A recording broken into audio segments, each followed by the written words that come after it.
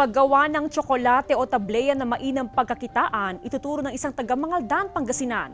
Alamin sa report.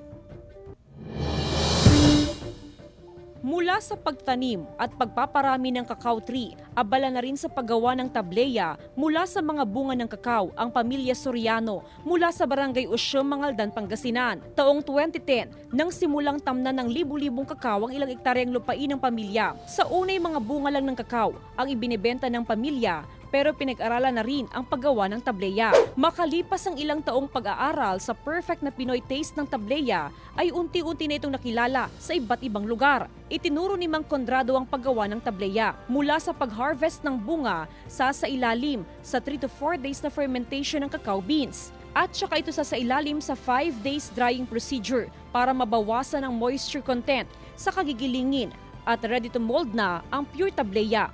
Wala pong binder, wala pong halo. May konting less sugar kasi hindi mo mamolde yung tableya pag wala kang sugar. Pwede po siya sa diabetic, pwede po siya sa high blood. At syempre, ating tikman ang masarap at mainit-init na tsokolating Pinoy na tableya, fresh from the cacao farm. Masarap siya.